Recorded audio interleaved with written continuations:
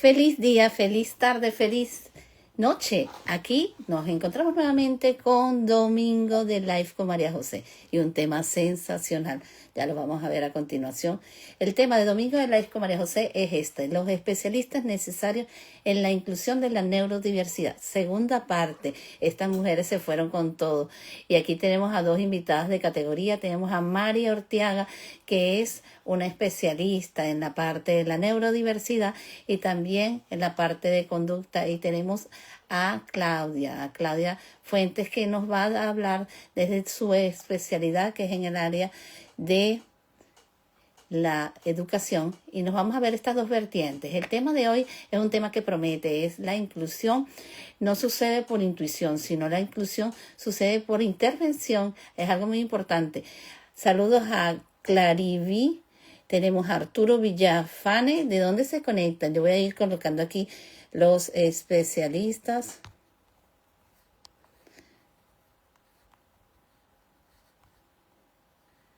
en la inclusión. Conexión creativa, ¿de dónde te conectas? Ok, aquí un tema maravilloso en el día de hoy. Hablamos de la inclusión. Como siempre les he dicho, la inclusión, arriba la inclusión, arriba la neurodiversidad. Y a Blanquita, ¿de dónde te conectas? De la inclusión de la neurodiversidad.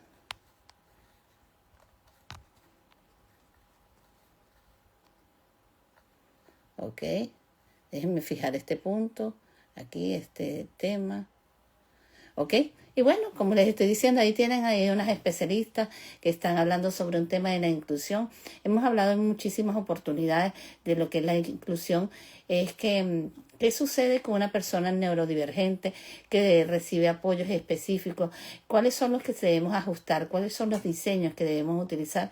Y por tanto, este tema es un tema que tiene muchísimas aristas y nos fuimos a la segunda parte porque había mucho todavía que comprender y había mucho que profundizar. Los roles de cada uno de los especialistas y en donde ninguno es innecesario, todos son importantísimos. Saludos, aquí tenemos a la invitada, Talleres Concentrarte. Ya voy a darle la invitación a Claudia. Y bueno, hoy profundizaremos más de esos roles específicos también y de cómo se trabajan para complementar una función importante que es la inclusión. En el proceso de la inclusión, cuando ya tenemos un diagnóstico, que siempre lo hemos dicho así, diagnóstico no indica pronóstico, sino que el diagnóstico es una guía para nosotros saber cómo encaminar el caso. Vamos a hablar con especialistas y dos especialistas maravillosas, como les dije, a María Ortiaga, magíster de la conducta y dedicada en el aspecto de la inclusión y la neurodiversidad, intervenciones conductuales respetuosas y también centradas en este aspecto de la conexión de incluir. Y a la licenciada Fuentes Daza, que es licenciada en educación especial y es especialista en las adaptaciones también curriculares. También hemos hablado con ella acerca de los aspectos pedagógicos y sus experiencias a nivel del aula como tal, ¿ok? Entonces yo voy a dejar de aquí de compartir. Saludos a Jaime Durán, ¿de dónde te conectas? Voy a dejar de compartir aquí y me voy a ir a buscar aquí a Claudia. Ok, vamos a buscarla por aquí.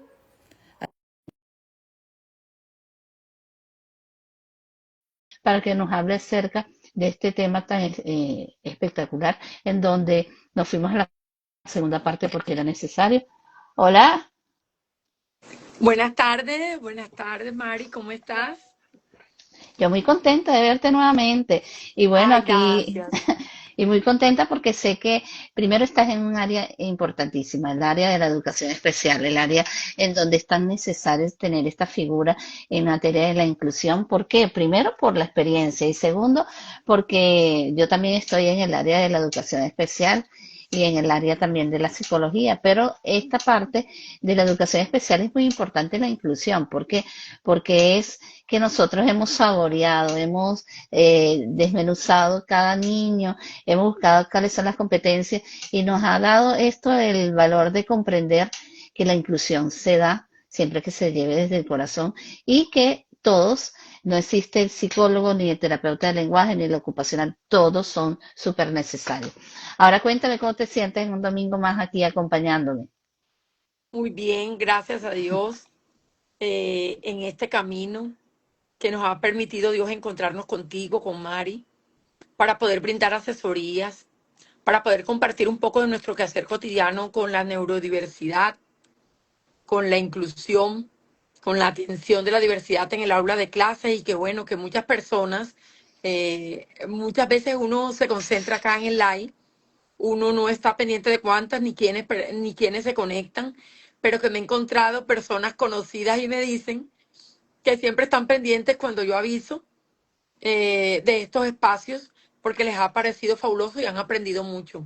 Y eso es importante, compartir saberes, compartir un Sí, poco de lo que cada una de nosotros hace día a día en la parte educativa y en la ok. parte clínica también. Sí, y hay algo muy importante que es, esto es una psicoeducación, ¿ok? Que nosotros estamos dando a las personas, porque al Así igual es. que nosotras desconocemos algunos otros temas de otras áreas, mucha gente, esta materia de la inclusión, la materia de la neurodiversidad, del neurotípico y todas estas Ujú. terminologías, muchas veces la gente no la maneja o la maneja de una manera no asertiva y muchas veces no es por querer hacerlo, sino que es el plano de lo que saben o lo que entienden. Ahora, existe una parte que es el marco del aprendizaje, el ritmo de aprendizaje que tiene cada niño y sus necesidades reales, ¿ok? El niño, por ejemplo, voy a poner un caso. Tengo un niño que tiene autismo, él se encuentra en Argentina y este niño tiene un coeficiente estándar, pero le cuesta mucho la articulación de palabras. Yo pongo situaciones para que da un marco real, ¿ok? ¿Qué observas Así primero al es. definir el tipo de apoyo que requiere una persona con neurodiversidad? ¿Qué es lo que tú observas primero, Claudia? Bueno, primero miro a la persona como tal, como ser humano, Ok, no el diagnóstico, ¿verdad? Y eso sí eso que es muy me quedó bien importante. aprendido en la vivencia durante este año 2025. Fue, mejor dicho. Entonces, ¿qué observo primero? ¿Cómo se comunica el niño? Si usa lenguaje verbal, gestual, si hay que utilizar pictogramas, sus miradas, sus movimientos, si entiende instrucciones simples o secuenciales, es decir, ese paso a paso, porque muchas veces tendemos a dar mucha información y el niño queda como que, Dios mío, ¿qué hago primero? ¿Y qué es lo que voy a hacer? Queda como perdido. Entonces es Exacto. importante eso, una comunicación simple o una comunicación paso a paso. Luego, analizar y observar si necesita tiempo extra para responder a lo que yo le estoy preguntando. Porque como adultos muchas veces nosotros pretendemos, con mucho respeto lo digo, sin nada que vaya a opacar a nadie, que los niños contesten a la velocidad que uno como adulto actúa. Y no es así. Es así, O es muy sea, porque cierto. nosotros no podemos adultizar el comportamiento de un niño. Luego de cómo se comunica viene cómo procesa la información, que ese es otro tema. Si responde mejor a lo visual, a lo auditivo o a lo kinestésico. Tengo que mirar a ver Exacto. qué funciona mejor con él. Necesita repetición o anticipación de lo que va a suceder. Y con muchos niños hay que anticipar antes de repetirles, hay que anticipar lo que vamos a hacer paso a paso, como lo decía en el punto anterior. Si se frustra ante cambios inesperados, porque ajá, uno no sabe si tal vez en esa situación de querer ir rápido, entonces el chico pueda frustrarse. Entonces, eso es bien importante. ¿Cómo participa en las actividades? Si se integra solo o si necesita también una mediación. En alguna ocasión tuve la oportunidad de trabajar con un niño. Ujú. Mi hija estaba más pequeña. Entonces, notaba que conmigo sola, un día por casualidad yo le estaba diciendo algo a mi hija y ella se sentó en la mesa con los dos y ya después noté que no quería trabajar solo. Entonces, fíjate cómo uno se pilla eso. Igual uno Exactamente. muchas veces quiere tener como esa privacidad o esa intimidad en una expresión muy bien llevada, ¿verdad? De trabajar solo con el chico para que se concentre, pero a veces ellos requieren de que Ujú. haya otra persona. No todos aceptan esa parte. Muy cierto. Si se frustra ante esta situación también. Luego, cuáles tareas logra con autonomía y cuáles requieren guía. Es decir, muchas veces nosotros planteamos algunas actividades. Algunas las puede realizar él solo, pero en otras se frena y requiere nuestra guía, así nosotros le hayamos explicado. Luego la parte emocional y sensorial es clave, elemental. trabajando con todos estos chicos, sea con TEA, con TDAH, con dificultades para el aprendizaje, etcétera. Todos ellos necesitan toda esta parte emocional y sensorial. Hay estímulos que les generan ansiedad, Ujú. o tal vez el consultorio, si tiene muchos cuadros, si tiene espejos, si en el suelo hay muchas cosas de colores, hay chicos que no funcionan con eso. Y fíjate que, disculpa que te interrumpa, pero eso es un aspecto Tranquila. sumamente importante porque muchas veces vamos a hacer o observamos algunas aulas en donde hay tantos estímulos y no nos damos cuenta que hay una neurodiversidad. Y hablando de neurodiversidad, no hablo solamente de autismo, de TDAH, Ujú. puedo hablar de personas que tienen dificultades con los estímulos sensoriales y los estímulos Así es. sensoriales visuales también alteran. Así es, totalmente de acuerdo. Ujú. Hay chicos que, por ejemplo, una luz cálida les está bien. Hay otros que no. O una luz fría. Entonces, a Exactamente. veces uno, cuando se diseña un consultorio o cuando se decide arrendar o adaptar un espacio para uno o hasta el aula de clases también, uno no tiene en cuenta la luz, sino que, ay, no, que tenga buena iluminación y ventilación. Pero en esa buena iluminación y ventilación no caemos en cuenta de que eso tiene unas características particulares acorde a cada una de las condiciones o necesidades de nuestros estudiantes. Y eso sí que es bien importante. Sí, Dentro de esta parte de regulación emocional y sensorial, ¿qué le ayuda al niño a autorregularse? Los movimientos, las pausas, si hay objetos de apoyo como los fidgets u exacto. otro material que él puede estar tocando o Ujú. manipulando mientras que está recepcionando la información o la actividad por parte de nosotros. Es Y cierto. en cuanto a los intereses y motivadores, ¿qué le gusta, qué le apasiona, qué temas o actividades aumentan su atención, cuáles son los intereses, cuáles son las llaves para diseñar esos apoyos efectivos, ¿sí? Porque con esa observación es que yo hago la definición de los apoyos, Ok. ¿sí? Porque hay apoyo de tipo accesible, de tipo participativo, de síntesis, de carácter regular y de bienestar. Entonces, teniendo en cuenta yo esos tres niveles, es que yo voy a diseñar la actividad teniendo en cuenta cómo participa el estudiante, cómo se comunica, cómo aprende y cómo se autorregula. Exacto. Sí, y hay algo muy importante en esta parte de que hablamos de cuáles son las adaptaciones, por decirlo así, es ajustarnos a la realidad del estudiante, pues, porque fíjate, desde el punto de vista de estímulos que visuales, olfativos, inclusive gustativos, si de una u otra manera los olores llevan a la parte gustativa, y todos estos aspectos tienen que ser bien analizados, porque Así es. ¿qué ocurre? Por ejemplo, voy a dar un caso de una vivencia que yo estaba en una unidad de autismo y había unos niños que tenían ese diagnóstico, pero resulta ser que los niños no eran autistas, los niños que tenían era un déficit sensorial. Entonces, ¿qué ocurre? Los niños eran reactivos a Mm, estímulos, mm, ¿no? Por ejemplo, el tocarlos, los ruidos, y esto traía como consecuencia que había que hacer una inclusión y que tenía que haber una reevaluación. Entonces, todos estos aspectos pedagógicos son súper importantes. ¿Por qué? Porque nos pueden primero inducir al diagnóstico como pronóstico y al mismo tiempo ajustarnos en que, por ejemplo, la iluminación escasa. En el caso del autismo no la veo muy asertiva, ¿ok? Porque hace así que él es. se aísle un poco más. Y bueno, aquí vamos a darle la apertura a Mari de una vez para que se pueda integrar. Déjame Pero ahí le buscarla estoy aquí, viendo. ¿ok? Ya le mandé su invitación. Y bueno, hay algo importante. Todos los estímulos pedagógicos son necesarios evaluarlos, todos. Y darnos cuenta que Así hay una es. realidad que es el niño, que es el que tenemos que adaptar. Hola Mari, ¿cómo estás? ¿Cómo te encuentras en el Hola, día de feliz, hoy? Hola, feliz. Mari. Hola, hola. Feliz de estar acá nuevamente y de poder unirme. Gracias, gracias por esperarme y disculpen Bienvenida, el bienvenida. retraso. No te preocupes. Fíjate que estamos hablando de los apoyos pedagógicos que hay que observar en materia de la inclusión para también eso determinarnos qué también especialistas se pueden llevar a cabo, porque yo le estaba dando a Claudia una visión de una unidad con autismo donde yo estuve y resulta que el diagnóstico no era autismo, sino que habían problemas sensoriales. Entonces, hay algo muy importante.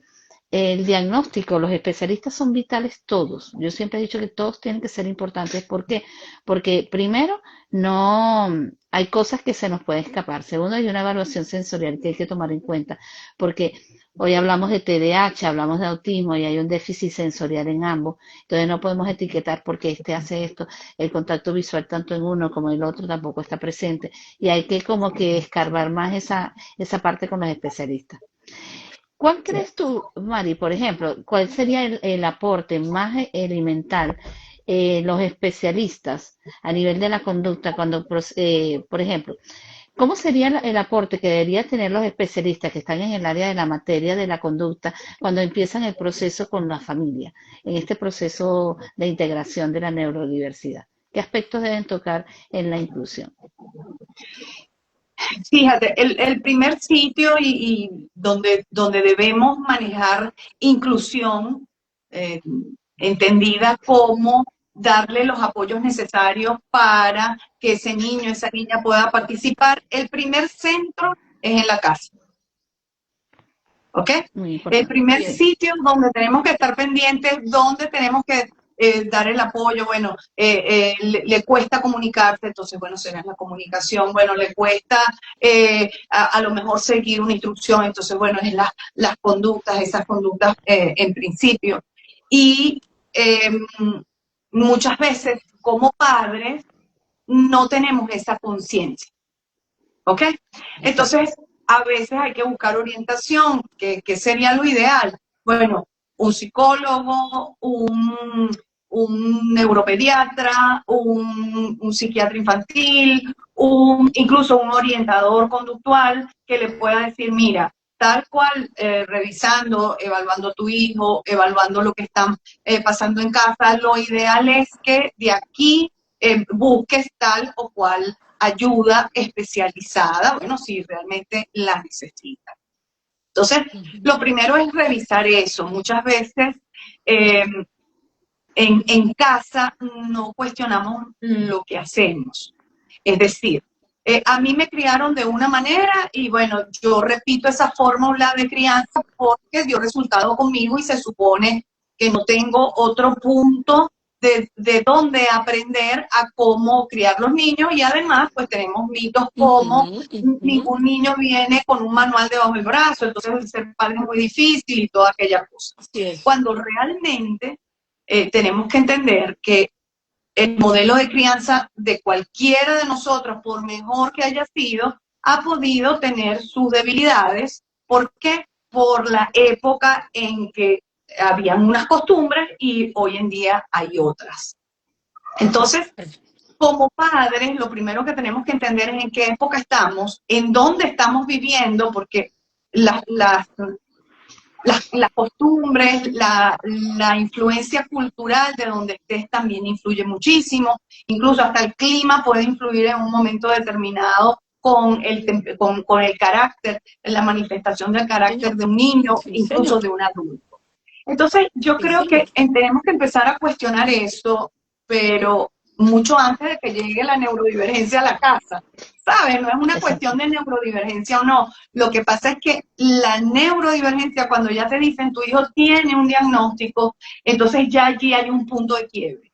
No puedo seguir Sí. haciéndome la loca ni el loco con esta situación. Tengo que ver cómo la abordo porque ya aquí hay una condición de vida.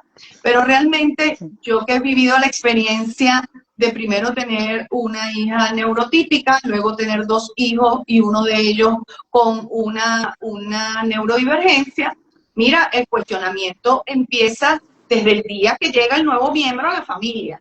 ¿Qué de mi Exactamente. casa voy a seguir manteniendo y qué cosas le dieron resultado a mis padres, pero sé que a mí en esta época no me va a dar resultado por la forma de vida, por el sitio donde te encuentras, por las relaciones interfamiliares con las otras familias con las cuales te unes y un sinfín de etcétera. Entonces, muchas veces para los padres llegar a esta conclusión o necesitan la neurodivergencia para ponerse en contacto con un especialista y empezar en profundidad a hacer las transformaciones, Porque, María, lo otro es pretender, por ejemplo, si hay un comportamiento, hay comportamientos que los podemos manejar como padres o como docentes incluso de manera Ujú, innata, por intuición, pero hay Ujú. otros comportamientos que requieren sí o sí la intervención especializada. Y no es la intervención especializada de una maestra ni de una mamá. Intervención especializada, que el especialista te diga, acá vamos a hacer esto y tienes que hacer esto. O sea, algo muy, muy guiado para Exacto. sí. poder solucionarlo en el tiempo. Sí, hay algo que he mencionado, Mari, que a mí me llama mucho la atención, que es la parte de diagnóstico más la presentación de comportamientos, ¿ok? De conductas en el niño, como ocurre en la familia. Llega el niño y tiene unas conductas en particular. Nosotros tenemos que estar muy claros que en este proceso hay unas señales que indican que tenemos que actuar. Y lo que tú has dicho es una Ujú, realidad. No tenemos todas las herramientas y lo que me puede aplicar el terapeuta de lenguaje no es lo mismo que me aplique la maestra, ni es lo mismo que aplique. Y hay algo que tenemos que estar claro también, es que un niño con un diagnóstico, no todos los niños son iguales, no tienen el mismo repertorio de conducta y hay algunos que en la realidad vemos que aparecen fenómenos conductuales que nos llaman la atención, una irritabilidad constante, esta parte de ser inflexibles cognitivamente, que no se maneja así de fácil y que tenemos que nosotros definitivamente buscar apoyo. Ahora, ¿qué momento sería el más asertivo desde tu punto de vista, Mari, para pedir ayuda? ¿Cuáles serían las señales que indican la familia necesita apoyo profesional? Desde afuera, yo haciendo la entrevista inicial, puedo darme cuenta, esa mamá necesita ayuda urgente. Usted tiene que ujú. irse a un experto familiar. ¿Cómo te das cuenta? Bueno, una mamá que está en negación, que de alguna, y cómo sé que está en negación, porque ninguna te dice, estoy en negación, yo no estoy aceptando, no, es muy difícil que te digan eso, pero te dan señales. ¿Y cuáles son esas Así señales? es. Bueno, es que el niño se trepa o el niño sale corriendo. No, eso es hoy porque él no es así. Eso lo está haciendo hoy porque llegó aquí.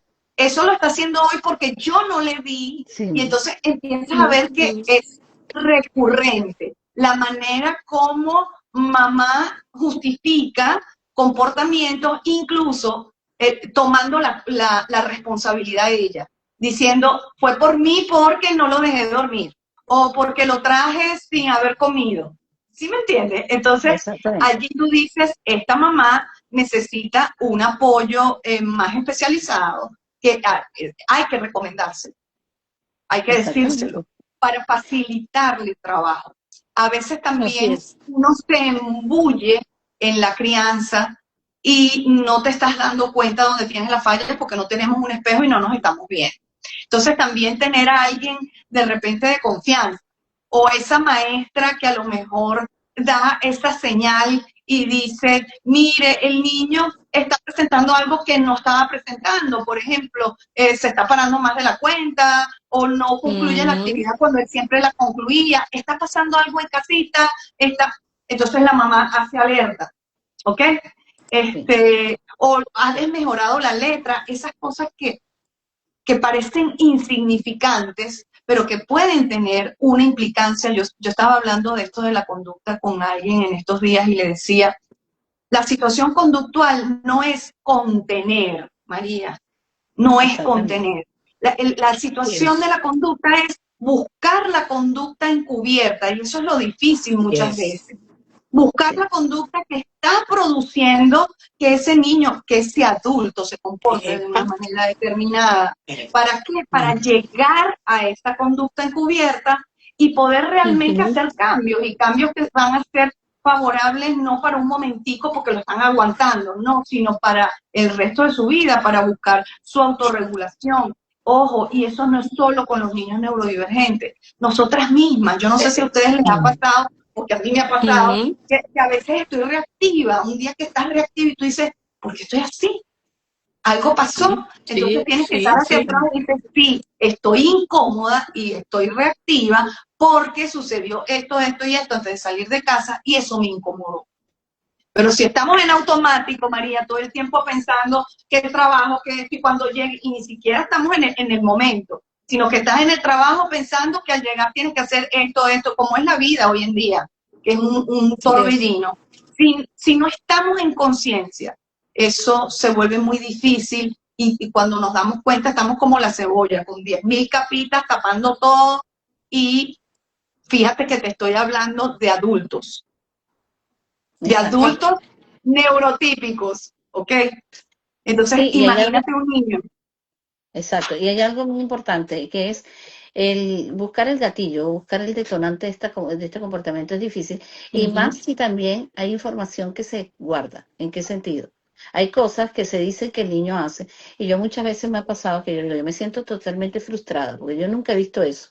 Entonces, ¿qué ocurre con eso? Yo empiezo a tratar de trabajar un comportamiento que está instaurado y el niño se siente como atropellado en el proceso porque ya yo lo sé hacer y tú estás dándome a entender que no lo hace. Entonces, por ejemplo, hay niños que a mí me ha pasado que en espacios gritan, hay otros espacios que no gritan, tenemos que ver cuál es el regulador. Hay de repente figuras que tienen un tono de voz más elevado y al niño no le funciona, esa persona no puede manejarse así. Hay muchos factores que son importantes en Sí, esto del señor. detonante de la conducta y algo importante, por ejemplo, es el niño es disperso y bueno, yo no sé de dónde vino el niño disperso, hay que evaluar muy bien todo el contexto familiar. ¿En qué sentido? A mí me pasó de observar y evaluar un niño en donde tenía un síndrome y resulta que la persona que pasó detrás tenía el mismo síndrome que yo estaba viendo. Entonces, ¿qué Ok, ocurre con eso? Yo llamé a esa persona y dije, mira, tráeme a la tía para ver a la tía. Y cuando yo vine a ver a la tía, yo dije, ya sé dónde viene el diagnóstico, más o menos. Entonces, estos son factores que son insignificantes, como dices tú, pero que tienen un peso importante porque si yo tengo una impresión diagnóstica que no está asertiva, el fracaso es total. Entonces, tenemos que estar claros de una cosa. Total y El, rotundo. Ahí hay algo muy importante. Los especialistas tienen que funcionar en la misma línea. Si el especialista en la conducta sí. no observa esta conducta, ver cuándo Ujú. ocurre en terapia de lenguaje o cuándo ocurre de repente en terapia ocupacional, cuál es el gatillo que detonó esto. Ahora, también hablamos en el caso de las aulas. Las aulas muchas veces es un espacio que debe ajustarse al niño, no el niño ajustarse al aula. Entonces, fíjese este aspecto Correcto. importante. El aula ajustarse. Ahora, Claudia, pensarías tú que son los elementos más necesarios para tener una aula pedagógica y también un aula donde se maneje la parte sensorial asertivamente? Bueno, para construir, para diseñar un contexto áulico pedagógico sensorialmente inclusivo, pudiéramos decir, lo primero es reconocer que no todos los estudiantes aprenden, reciben, perciben, escuchan, todos de la misma manera. No se relacionan todos de la misma manera.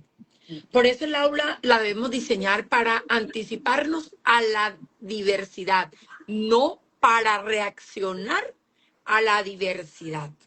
¿Listo? Listo. Hace unos días estaba analizando lo que me pasó este año 2025, que me ha dejado marcada en el buen sentido de la palabra, donde debo anticiparme, porque si este año yo recibí cinco, tres o cinco, tres con diagnóstico, dos que están en la vía, no sé qué pueda pasar el año entrante, porque yo digo, cada año va a ser diferente y cada año voy a recibir más niños neurodiversos, van a haber más niños con condición. Y yo no puedo estar diciendo, ay, bueno, entonces voy a esperar que llegue febrero, que lleguen los niños para ver qué es lo que voy a recibir de estudiantes. No, el aula debe estar ya preparada, tanto el docente como el contexto físico, para recibir a cualquier estudiante. Me explico. La organización del espacio debe ser con un propósito. Chicos que puedan estar entre ellos cómodos, la iluminación que hablaba hace un momento con Mari, la parte de la ventilación también, porque eso que dijo Mari ahora del clima, a nosotros acá en la costa norte de Colombia, exactamente en el Cesar, que somos vecinos de Venezuela y pues obviamente de la Guajira colombiana, el calor después de las 10 de la mañana en un aula de clase, de verdad que no es mucho lo que yo puedo lograr a nivel de competencias con los estudiantes. Las orientaciones muchas veces deben ser más lúdicas, más recreativas, que apropiarse de un aprendizaje en lectoescritura o en prematemáticas en el caso de preescolar, porque no me va a funcionar por la hora.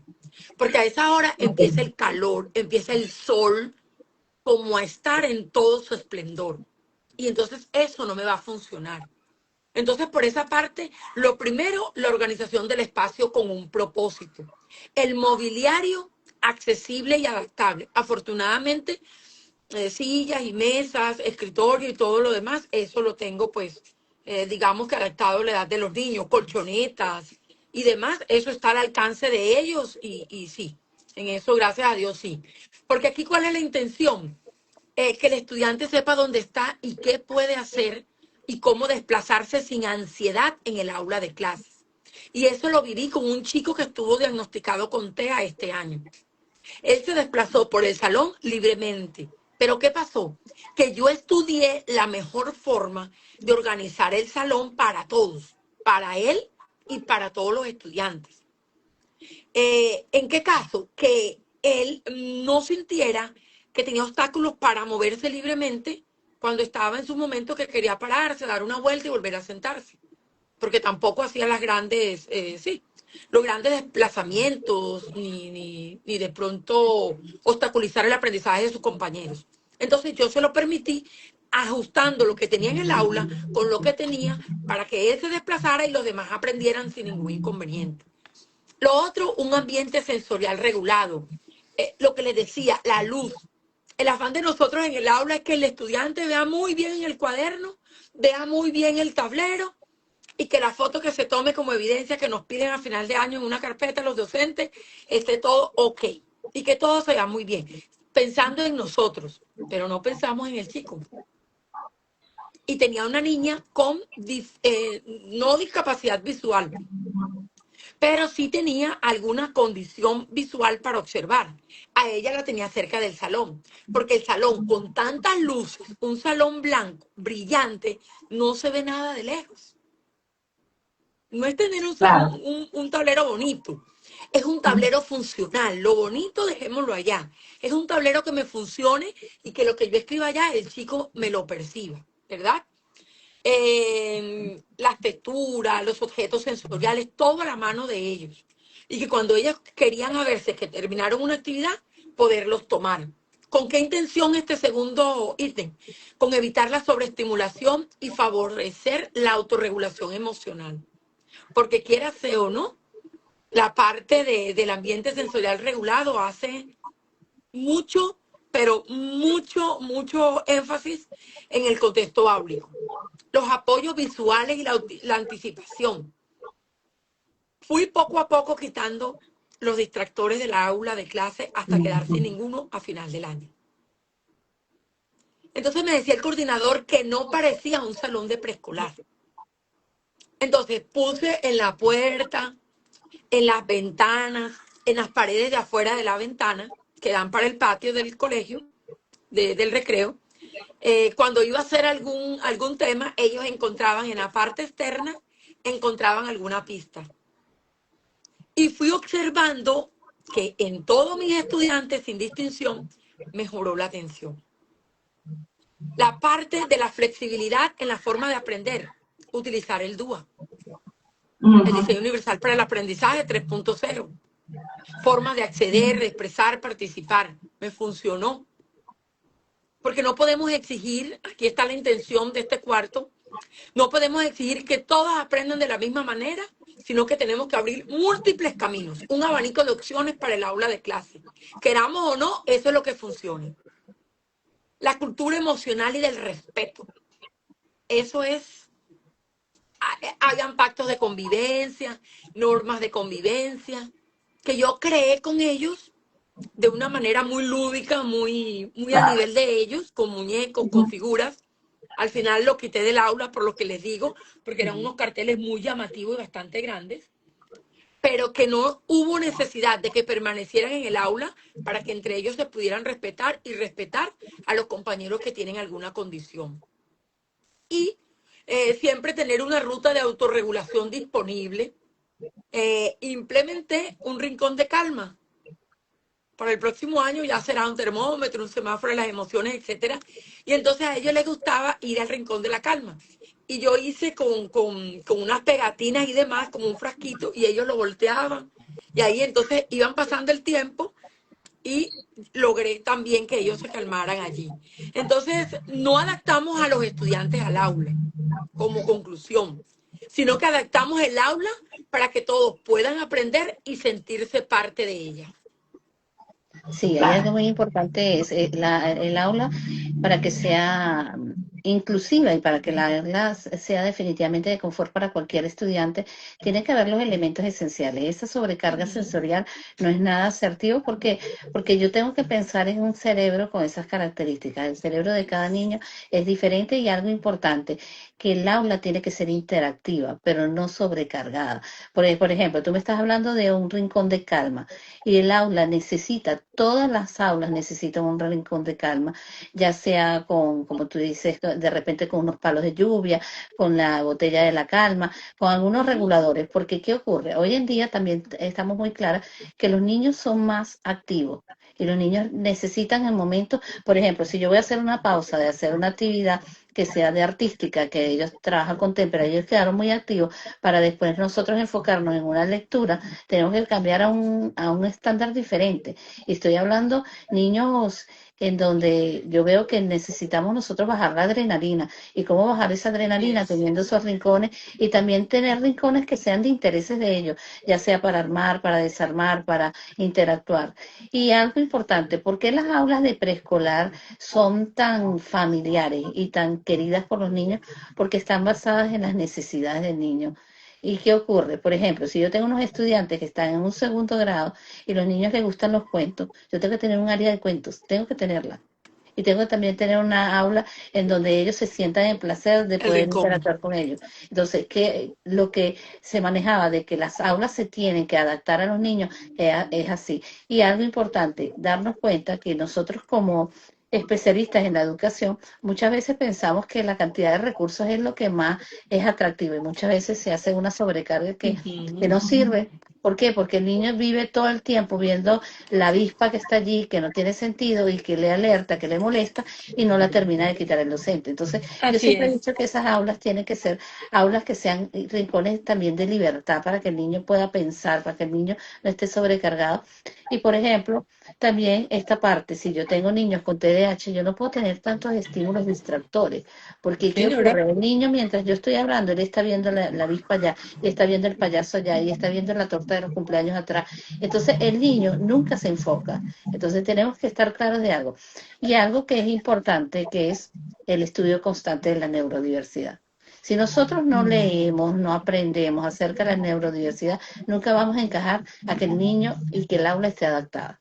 Ahora, cuando vemos de repente conductas en el niño, las conductas siempre van a expresar cualquier situación, sea simple o sea compleja. Ahora, Mari, para abordar los comportamientos de los niños, por ejemplo, sin recurrir a hablar alto o sin recurrir a prácticas que lo afecten su autoestima, qué nos sugieres tú, por ejemplo, como especialista en la conducta, para que los maestros, por ejemplo, regulen comportamientos sin llegar a, a bajar el contexto de autoestima o de repente utilizar algunos calificativos que no son asertivos? Fíjate, lo que decía Claudia es súper importante, el tener como esas reglas de convivencia claras que van más allá de las reglas de convivencia o el reglamento de convivencia que puede tener cada colegio, es algo como más interno, entonces aquí hablamos de determinada manera. Y Claudia también decía otra cosa, que no haya tanta ansiedad dentro del aula, pero es que a veces Sí. la maestra está ansiosa.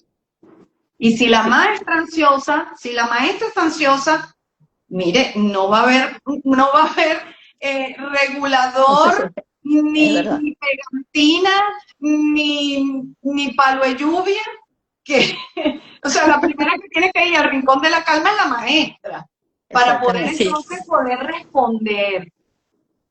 Ojo, y quizás esto es lo más difícil, sobre todo en las aulas que tú a veces ves que hay 40 que hay 45 estudiantes, entonces tú dices, bueno, hay que tener un rincón de calma, sí, pero hay contextos donde, aunque quisieras, no puedes tenerlo, porque están todos apretados, hay 40, ¿dónde pones el rincón de calma? Es decir, hay situaciones que dependen mucho también de la dirección del colegio y hacia dónde esté apuntando el colegio. Tenemos aulas muy sobrecargadas de población, de niños. Entonces, ya a partir de allí, cualquier trabajo inclusivo se vuelve cuesta arriba, vamos a estar claros. Se vuelve muy cuesta arriba porque no estamos hablando de 20 niños ni de 15, sino 40, 45, y mientras más pequeños, más cuesta arriba. Entonces, ahora, ¿cómo hago para no mantener o responder a conductas que a lo mejor son perturbadoras para el resto de un estudiante? De la mejor manera, bueno, tengo que estar súper autorregulada como maestra, porque si no voy a terminar tirando el borrador. O sea, vamos a estar claros. Y si no se lo tiro a Ay, alguien, lo darse tiro para el cuenta piso. que tú eres el perfil principal. Eso es lo Entonces, principal. lo primero, ¿cómo hace la maestra para autorregularse? Las maestras necesitan su SOS emocional. Y yo no lo veo acá. No sé si la vivencia de Claudia es distinta, pero yo realmente no lo veo acá. Nuestros maestros no tienen SOS emocional. Y cuando te hablo de un SOS emocional, ¿quién se los va a procurar? Ellos mismos. Evidentemente, en alguna forma sí, ellos mismos. O sea, tú como adulto puedes saber, mira, me estoy estresando, tengo que tomar agua fría para volver a entrar al salón. Eso lo puedes, si estás a nivel consciente, lo puedes saber. Pero también los directivos del colegio tienen que entender y tienen que proveer a sus docentes. Y tú decías algo súper importante, no es una cuestión de recursos nada más. O sea, no es tener todos los recursos, 50 videobin, 80 carteleras, no. El principal recurso que tú tienes que tener autorregulado, formado con DUA, que no es una cosa del más allá, es a tus equipos docentes. ¿Y a dónde acude ese equipo docente? ¿Quién se ocupa de ese equipo docente? Los coordinadores, los directores. Yo no sé si en Colombia es distinto y ojalá y lo sea. Pero yo creo que la realidad latina no es precisamente eso. Y por eso los docentes se sienten solos. Porque sienten que, y por eso muchas veces es la indisposición a trabajar con algo distinto. ¿Por qué? Cónchale, porque tengo una población sobresaturada, porque me exiges que esté autorregulado, porque tengo que trabajar más de 6 horas continuas, porque tengo mis propios problemas. Acá hay 50 niños y yo no recibo el apoyo de absolutamente nadie. Entonces también me vas a poner a hacer DUA, no, déjame con lo que me enseñaron en la universidad y no me des más nada. O sea, ponte a ver, es una actitud esperable, porque realmente de donde, yo estaba diciéndolo en estos días, de donde tiene que partir muchas políticas, porque esto es política educativa, es de la dirección. A nivel mundial. Y eso es de la dirección escolar. Sí, entonces, fíjate que ¿qué hay algo que herramientas decía de autorregulación le das tú a tu maestra? Cuando la maestra llega y dice, tengo 5 niños montados en la ventana, ¿qué hago? ¿Qué hago? Y tengo una población de 40 niños en el aula. Y tengo 5, uno montado aquí, uno que le quiere caer a golpes atrás. ¿Qué hago? Porque, ¿cómo se clona? Entonces, hay cosas que van mucho más allá de dar una respuesta en positivo. Sí entiendo que hay maestras que, bueno, que se sobregiran de cualquier cosa o que son a la antigua, casi que ponga la mano que le doy con la regla, que en la antigua era eso. Hoy en día se sabe que eso está sancionado, incluso por LOMNA, y no debe hacerse, pero también hay algo en la parte del hablar, que muchas veces, como bueno, no le estoy pegando, es que ya no se le puede decir nada, no, tú puedes decir todo, pero tienes que saberlo decir. Así como tú mides cuando estás hablando con un adulto sobre algo que no te gusta de ese adulto, porque el hecho no es que te quedes callada, el hecho es que seas asertiva, más aún tienes que hacerlo con un niño, con una niña, con un adolescente. ¿Por qué? Porque el impacto de tus palabras, el impacto de un adulto representativo a nivel oral, a nivel de palabra, para un niño, una niña, un adolescente, puede ser el impulso que lo ayuda a continuar o puede ser el hoyo donde donde lo entierran para el resto de su vida académicamente y en la escuela. Entonces, bueno, los docentes también deben de tener esto que llamamos hoy en día lenguaje neuroafirmativo, que hace unos años lo llamábamos lenguaje o comunicación asertiva, ¿ok? Y no es decir mentiras, porque entonces la gente se va, es como la crianza respetuosa, que entonces la gente se va para los extremos. Bueno, entonces tendré que decir mentiras, porque realmente es que ese muchacho no sirve para nada. No. Así, así, así. Exactamente. Todo eso se No, escucha.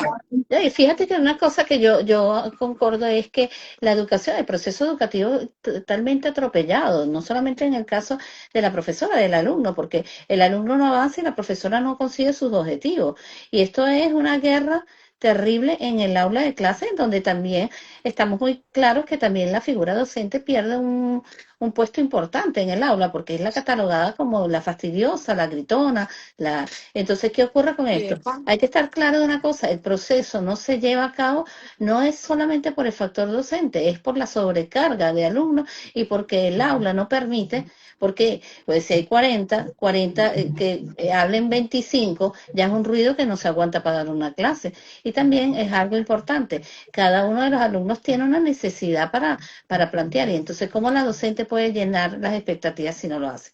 Aquí hay un comentario que nos hace Yulmiret, que dice, es cierto, el docente requiere un SOS.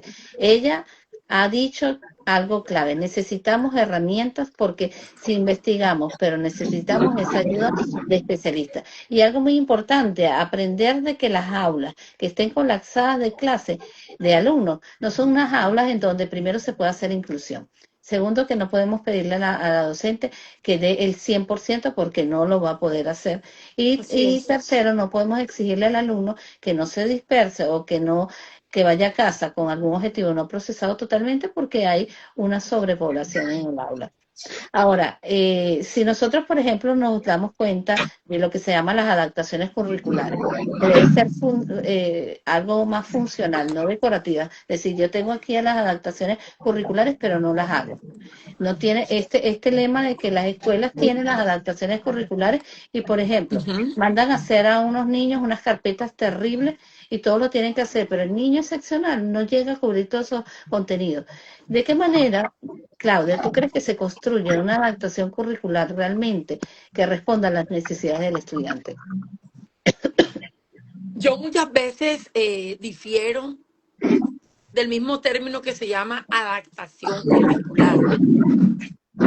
Pues sí es una adaptación curricular, pero se construye a partir del estudiante, más no del currículo.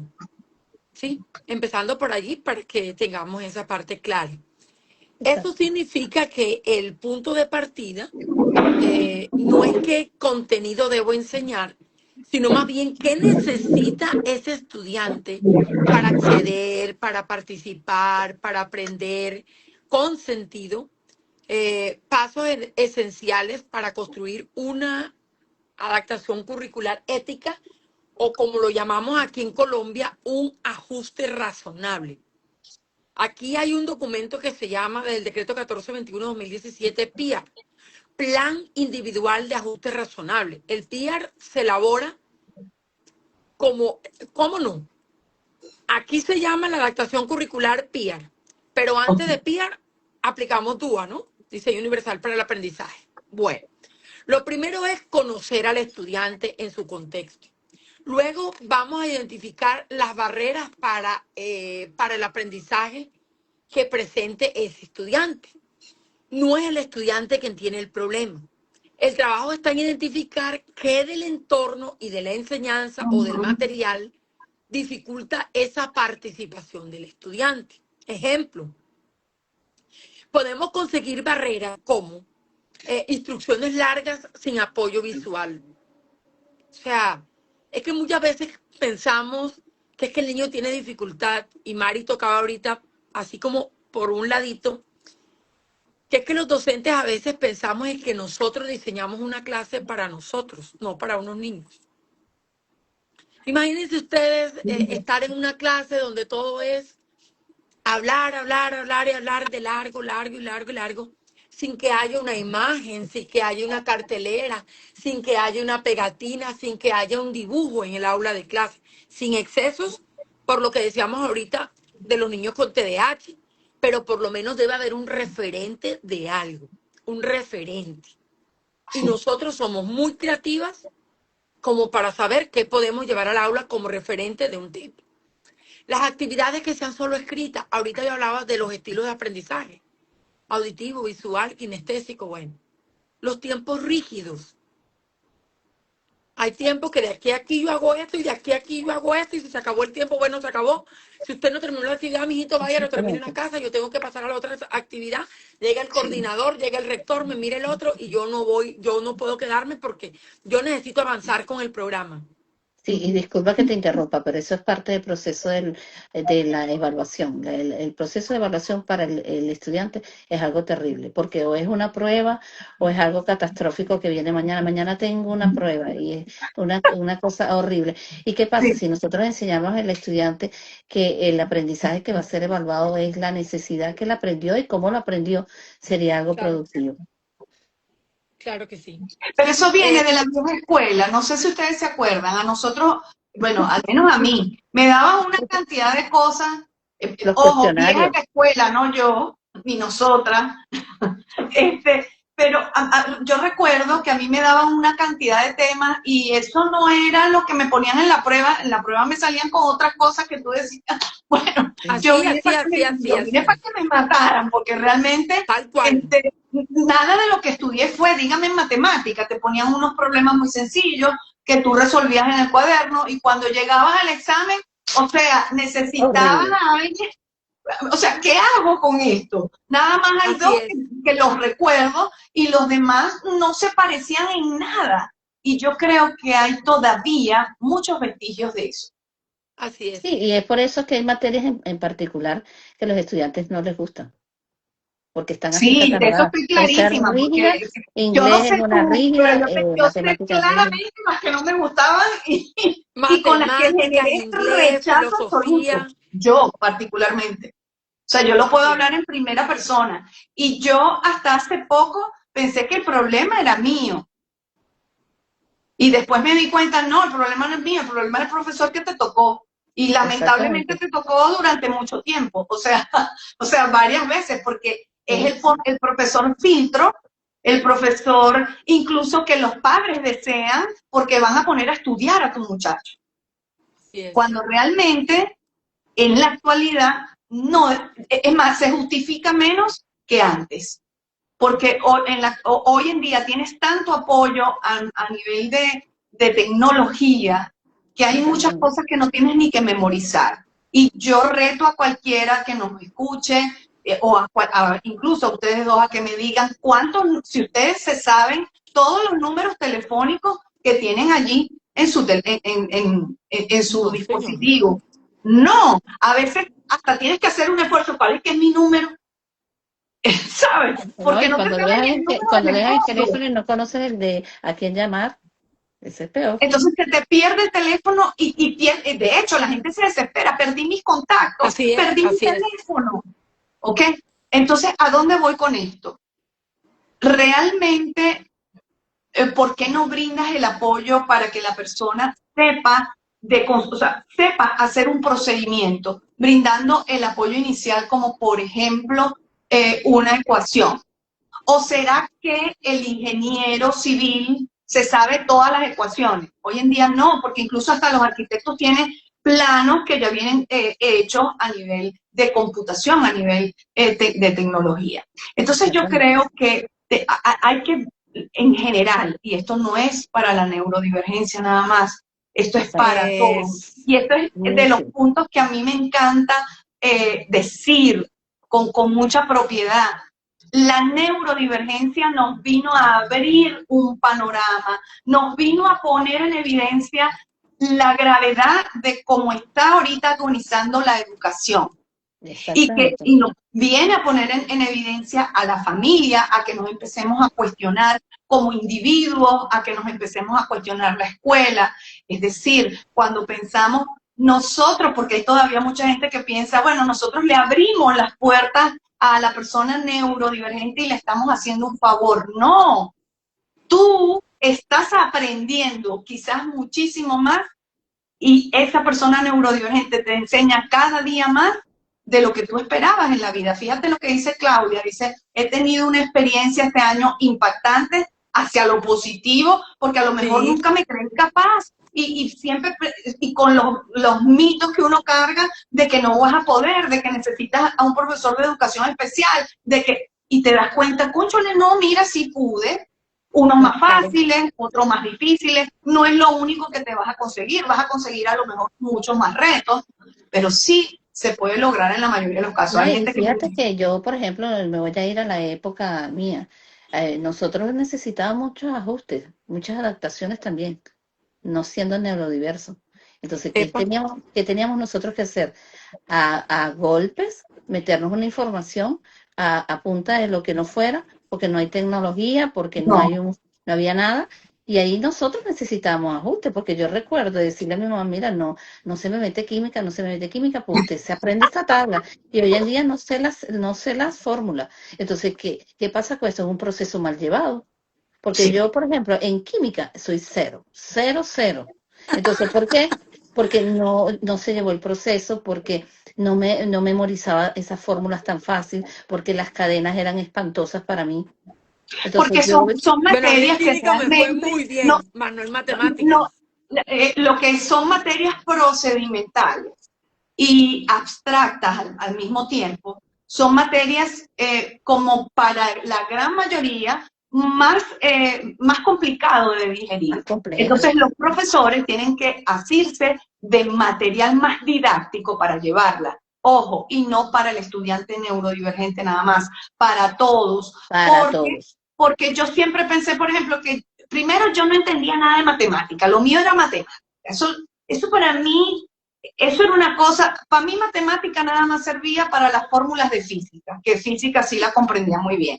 Pero realmente lo demás, dígame trigonometría, yo decía, ¿qué yo voy a hacer con el seno, con el coseno? ¿Para qué me sirve eso en la vida diaria?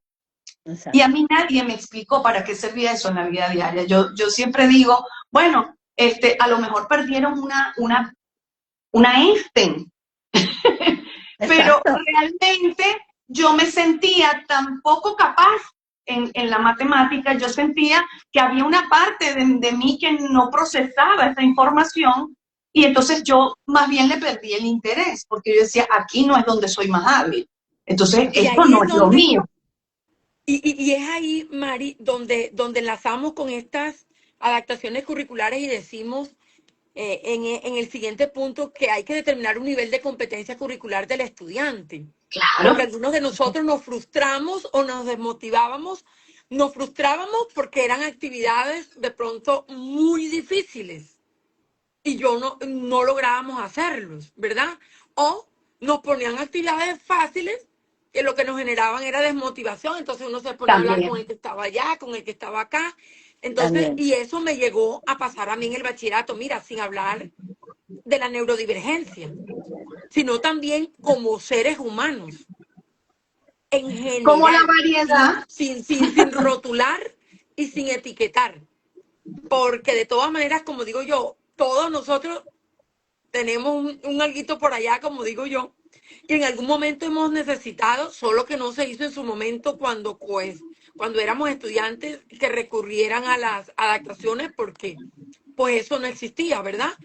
Y diseñar la adaptación desde el DUA, nosotros eso no lo veíamos. De pronto había el profesor que en aquel entonces llevaba el proyector o las ay sí. diapositivas en un aparatico que iban pasando así como una tarjetica, Claudia, recuerdo Claudia, yo. te mataste sola, nos dejaste en evidencia todas.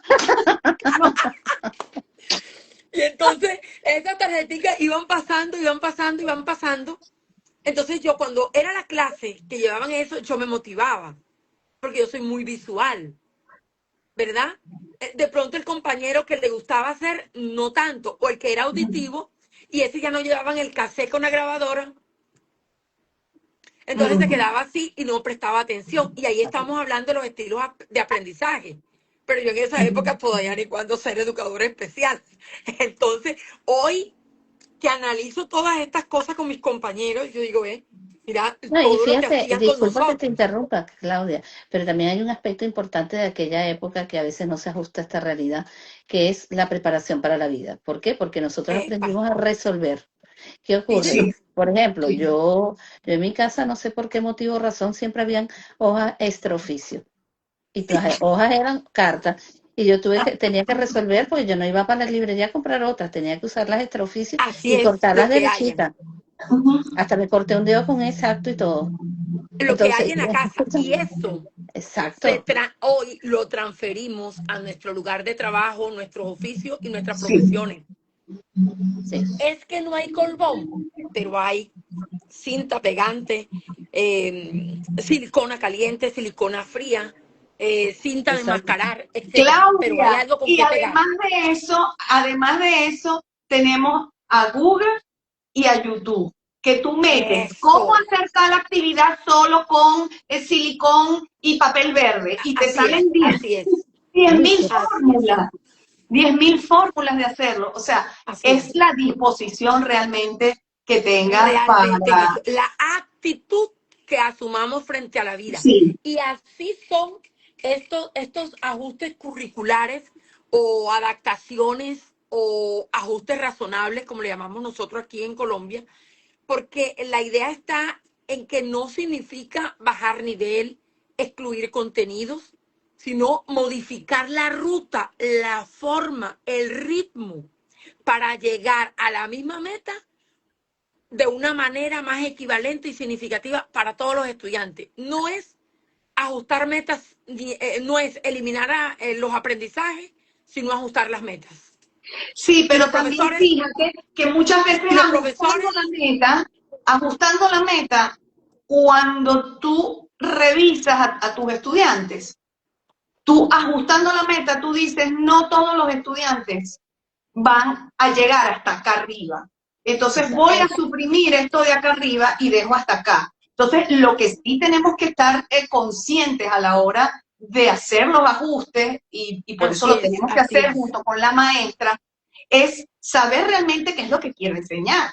Porque hay Bueno, así es, como lo transversal de un tema, lo transversal de una materia completa y lo transversal de un tema, que tú dices, lo principal, si esto principal no se lo lleva, como que no estuvo. así es. O sea, y por mira, ejemplo, fíjate, hay algo inolvidable que todas tenemos que recordar aquí, que es la familia. La familia es el núcleo o la base fundamental de la sociedad. De ¿Quién no la se acuerda de sociedad, eso? O sea, eso es algo como que tan básico, te lo repiten durante 6 años, que definitivamente es eso. Ya todo lo demás, las características, eso va a variar, eso va a cambiar. Y de 10 características puedes saber las 3 principales. Es decir, al final es que el estudiante esté aprendiendo donde está y que le esté así llegando es, la información que le llega al resto de su grupo. sí, Si el contenido es mayor o menor, mira, si yo tengo un estudiante, porque también tendemos a ver las adaptaciones siempre como simplificar, y a veces tenemos estudiantes con doble eso, excepcionalidad o sencillamente con altas capacidades. A ese estudiante entonces me le vas a dejar lo básico y me le vas a dejar las 3 características. No, él necesita algo más porque si no se frustra, él no va a querer ir a clase porque no le ven la motivación, decae la parte académica porque no le ve no le ve qué es lo que está aprendiendo, y muchos sí. estudiantes te lo dicen, Mari, ¿para qué voy a ir si yo aprendo más en mi casa ajá, que en el colegio? Porque me dan unas cosas que ni siquiera sé para qué me las dan. Entonces, ¿para qué me sirven? contextualizar. Mira, antes de dar una clase, lo primero que tienes que explicar, quién lo dijo, en qué época vivió esa persona que lo dijo, por qué lo dijo. Y muchas veces lo que hacemos, ahí me incluyo porque si les estoy diciendo esto es porque en algún momento también caí allí, a veces estás repitiendo en automático y no sabes lo que estás diciendo, ni por Así qué es. vino, ni si realmente hoy está contextualizado o no. Y los muchachos en general necesitan contexto, más aún cuando tengo un estudiante neurodivergente que necesita saber, más que nadie, más que otro, necesita saber para qué yo voy a utilizar eso, para qué yo necesito saber el amarillo, el azul y el rojo, para qué. Así Entonces, es. dígamelo, explíquenmelo y mamá en casa refuérzamelo y si estoy en una terapia de lenguaje, de psicopedagogía, entonces bueno, vamos a hablar de todo lo amarillo y si estamos en la casa mamá me pone el cambur que es amarillo y me saca una naranja amarillita y me viste de amarillo, o sea, y empiezo a ver, es que esto tiene que ver con lo que me están diciendo en la escuela. Y eso, Mari, que tú estás diciendo, de reforzar en la casa, eso de, yo no sé, pero a eso tenemos que darle más relevancia, más apoyo, más fuerza, porque uno, se piensa que en el colegio se aprende todo y se acabó. Yo voy al colegio y en el colegio me tienen, no deben, que enseñarme todo. Y eso es para toda la vida. En casa no se refuerza, en casa no se ayuda, en casa no se apoya, en casa no se repasa. Y si pasa con nosotros, en consulta, en terapia, en las sesiones que tenemos, también se piensa que por obra y gracia, también que lo que se hace allá solo tiene que dar efecto porque para eso yo pago tanto, o para eso fulana de tal estudió esto, esto y esto. Cuando nosotros tenemos que hacer énfasis hoy en día, eso que tú decías ahorita, lo voy a traer nuevamente, que la familia es el eje fundamental de la sociedad. Y que en familia es donde lo que a mí me refuerza me va a quedar para toda la vida.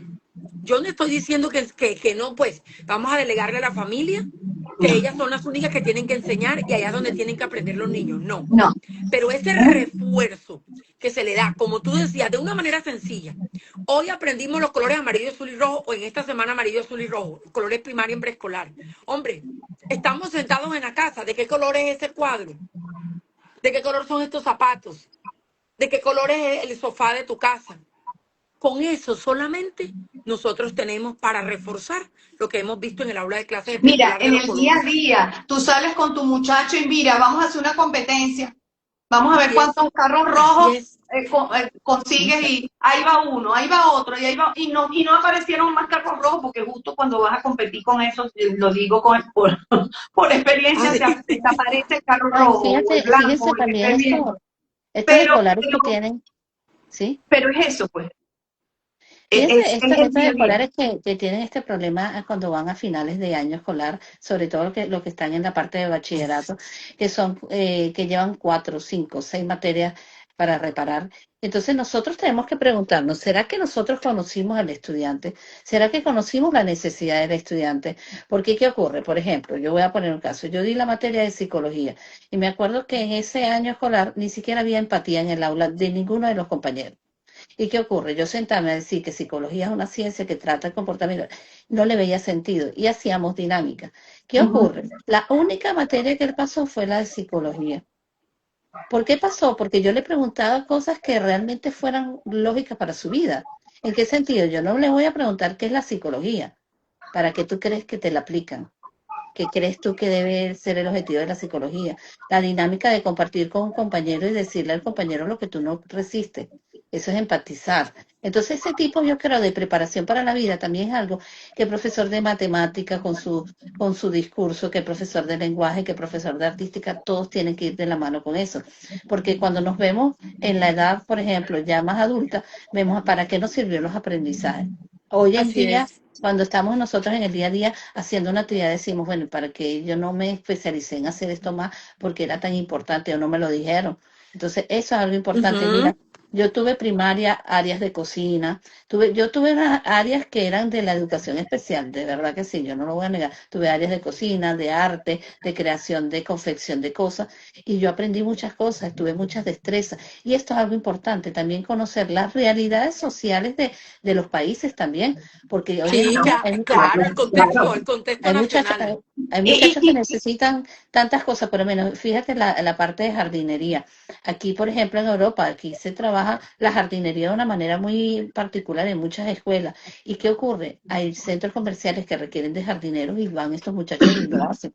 Entonces, practicar y preparar para la vida también es importante. Ahora, aquí hay un Correcto. comentario de Doggy9996 que dice, mi pregunta, a medida que las escuelas sean más inclusivas, la necesidad del servicio de la modalidad de educación especial se disminuiría. Depende. Mm, Fíjate, la modalidad de educación especial, la tendencia y la resistencia que hay es que requiere un cambio. O así sea, es. ya no todos los estudiantes que tienen una neurodivergencia o que tienen una discapacidad se van para la escuela especial. No. La idea es que cada vez vengan más a la Eso escuela cambió. regular y la escuela regular esté preparada. Entonces, ¿va a desaparecer la escuela especial? No, no va a desaparecer, pero su misión a través de este nuevo Va a ser otro. paradigma es otro. ¿Cuál es? Muy Mira, diferente. el deber ser, bajo el esquema que estamos trabajando, es que al menos haya un profesor de educación especial en cada escuela regular.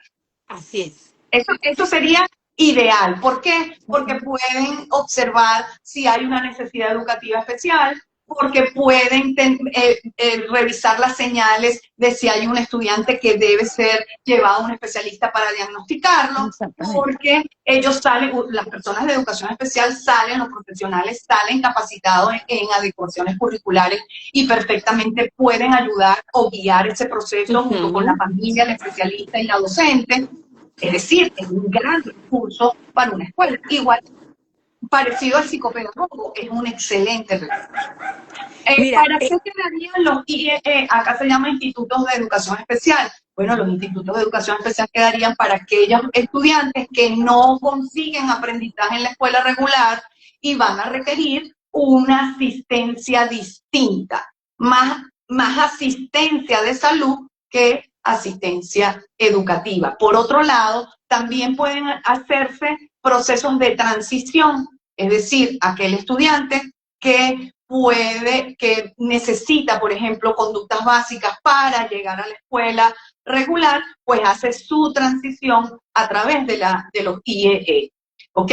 Entonces, realmente no es que van a desaparecer, porque no, porque es un recurso que se necesita, pero sí tienen que vivir esta transformación y lo que estamos notando a nivel de Latinoamérica es que hay una resistencia.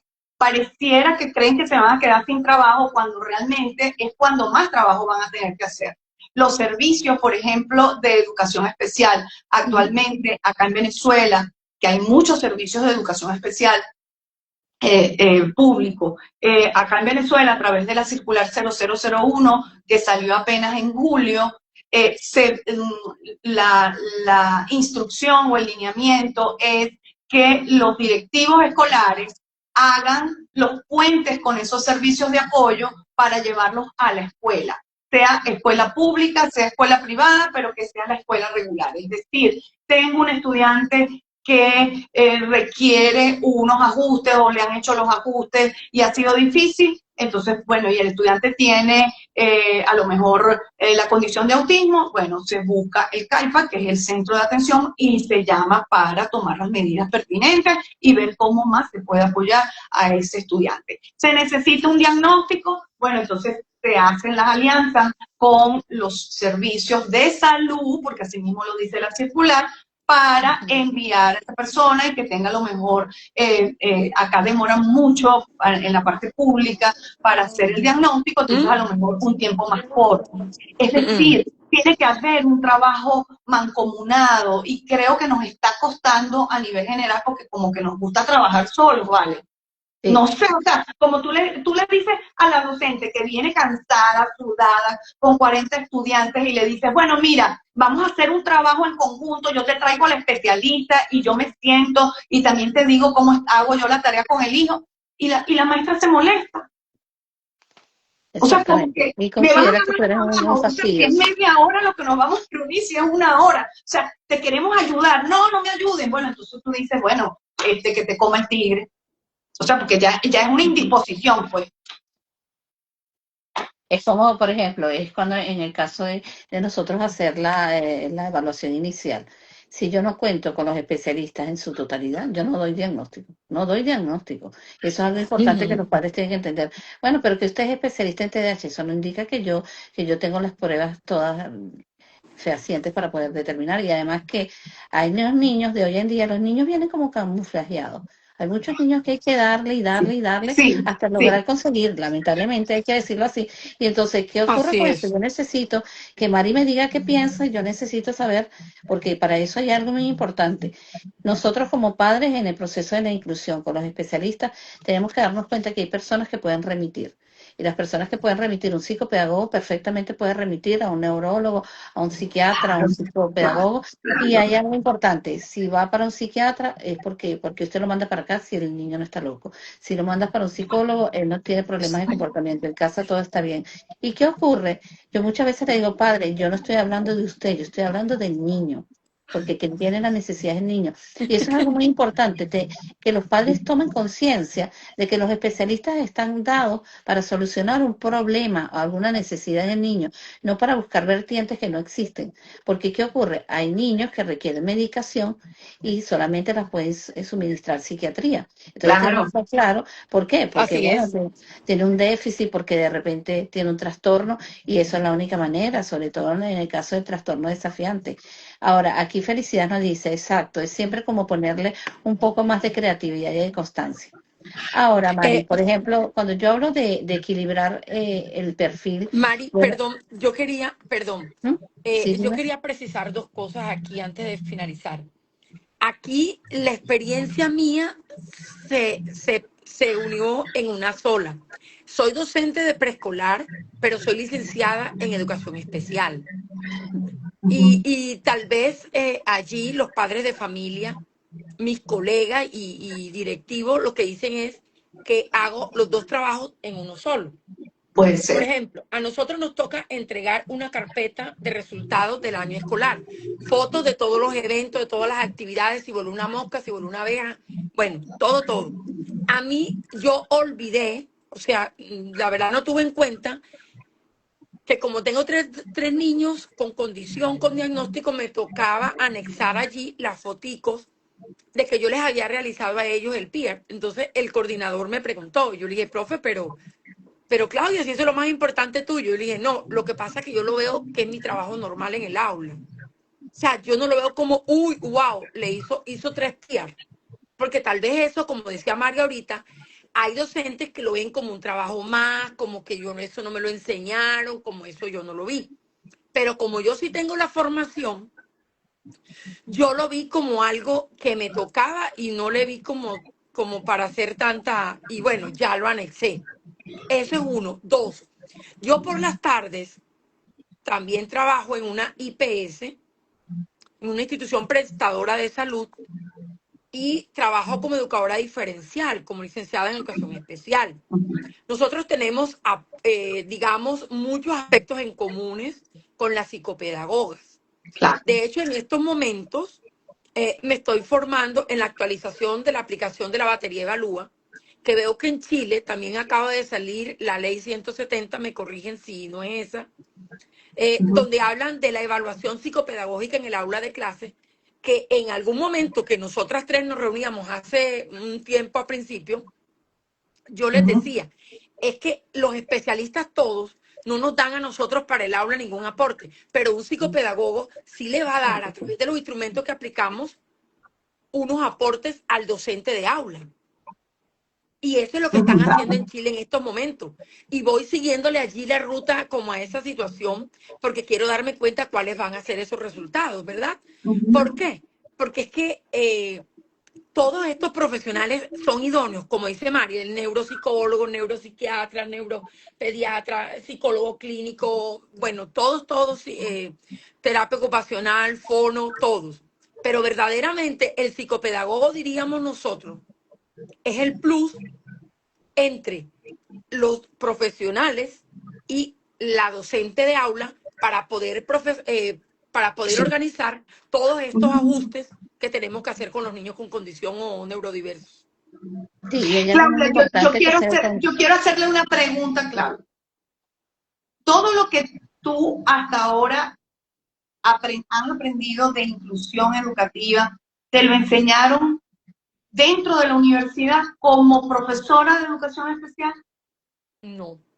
De No. hecho, en Maicao, La Guajira, que asesoraba un colegio hace aproximadamente 2, 3 años, la propietaria me decía, la dueña de la institución me decía, yo no entiendo cómo tú vienes aquí a formarme mis docentes y es que me voy a sentar a hablarle de PIAR y de DUA cuando tú lo que estudiaste fue educación especial. Nunca olvido esa señora que tenía no le encajaba en su mente que una educadora especial pudiera hablar de DUA y de PIAR para ayudar a que los docentes Fíjate, apoyaran la fíjate por qué inclusión en hago el esta aula de clases. pregunta y lo importante de tu respuesta diciéndome no, como estudiante de educación especial no me enseñaron de inclusión, Así porque es. hay un mito. Como soy profesora de educación especial, entonces soy yo la que puedo trabajar con un estudiante o hacer inclusión de un estudiante neurodivergente. No, Así no, es. porque los pensum de estudio no están ajustados y la educación especial se enfoca en el modelo de integración que ya pasó, pero que todavía siguen dando dentro de la universidad. Así Entonces, es. y los profesores que te van a dar en la universidad te van a seguir hablando de integración, confundiendo con el modelo de inclusión que es totalmente Que no distinto, tiene nada que ver que lo uno no con lo tienen otro. nada que ver. Entonces, partiendo de esa base, en este momento es lo mismo tener un maestro de inicial, de educación especial, de integral. ¿Por qué? Porque vienen de lo mismo, tienen igual que prepararse. O sea, Claudia tiene una base, Hasta bueno, sí, quinto a lo mejor en semestre, hasta neurodesarrollo, quinto en semestre, adecuaciones, pero ajá, ha hasta quinto tenido que semestre vimos el mismo prepararse. pensum. Educación infantil, educación especial, hasta quinto semestre vimos el mismo pensum. Ya a partir del sexto semestre, sí, cada quien cogió su camino. Entonces, Imagínate, Decía Mari que era en muy mi época, en el importante eso que tercer tú semestre decías. ya estábamos divorciados, ya nos Ah, habíamos divorciado. exactamente. Pero Así es. por ejemplo, mi manera de pensarlo, porque yo trabajé en unidades educativas, es que en el proceso, cuando hablamos de la inclusión educativa, tiene que estar la presencia de un psicopedagogo en ese plantel escolar. ¿Por qué? Porque primero es la persona que se va a encargar de sincerizar cuáles son los casos que requieren una atención individualizada. Porque, por ejemplo, en el caso mío, yo iba con un papel de remisión y le decía a las profesoras, el niño que tiene necesidad, no es que todos no aprenden, no, yo quiero el niño que tiene necesidad. Y esa persona, que era el psicopedagogo en ese momento, yo lo llevaba a mi unidad y ahí trabajaba la vertiente individual. Aquí, ¿cuál es la diferencia de un profesor de educación especial, un psicopedagogo? Es que a nosotros nos enseñan a lograr un objetivo individualizado. Exacto. De hecho, mi graduación de las pasantías era, esta niña con PC tiene que caminar un poco más derecha y haz que ella hable un poco más derecho. Y son retos fuertes, porque es muy Así fácil es. decirlo, pero experimentarlo. A esta niña con autismo, de hecho, yo cuando me gradué en el técnico, me tocó un niño con autismo y era integrarlo a un preescolar. Entonces, ¿cómo integrarlo si él casi no verbalizaba? Entonces son Así es. retos que yo pienso que también es importante llevarlo en consideración al nivel de lo que son las pasantías, de lo que son las prácticas y formaciones de estos docentes. ¿Por qué? Porque hay recursos, hay tecnología, pero hay que aprender a apropiarse de qué es lo que tú ves del estudiante y qué es la necesidad de él. Porque, por ejemplo, hay un lema que el profesor que no logra pasar todos los alumnos no es un buen profesor. No considero que sea un lema Total, ni normal, total. pero el que no pasó todos los alumnos tiene que preguntar qué pasó con ese alumno que no hiciste una adecuación, porque ese alumno necesitaba una adecuación. Entonces, yo pienso que esto es una vertiente muy importante. Aquí el doctor Jesús Rojas nos dice, cuando una docente rechaza el apoyo de especialistas en educación especial o psicopedagogía, no suele ser un tema de preferencia, sino un indicador de su débil cultura de trabajo interdisciplinario y falta de empoderamiento profesional, por lo que implica realmente la atención a la neurodiversidad. Ahora, Mari, cuando nosotros hablamos de respeto al perfil de una persona neurodivergente, tú nos puedes decir cómo enseñar a las personas, cuáles son las herramientas para que este chico se adecue o que el aprendizaje sea adecuado para la vida. ¿Qué debemos enseñar en ese perfil? Mira, lo primero es que todos los aprendizajes deberían de ser para la vida, incluso los aprendizajes académicos. No tiene sentido aprender para nada.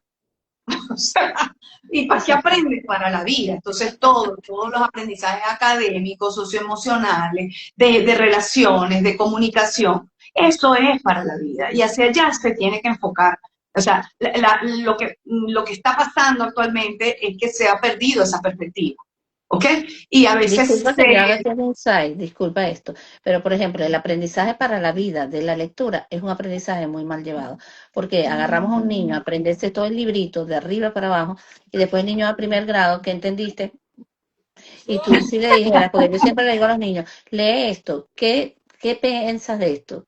Ah, bueno, es el gato comiendo, ok, muy bien, aprendió el gato comiendo. Y no nos enseñan a pensar, y eso es parte de la vida. Es verdad. Eso es verdad. Eso es lectura Muy comprensiva.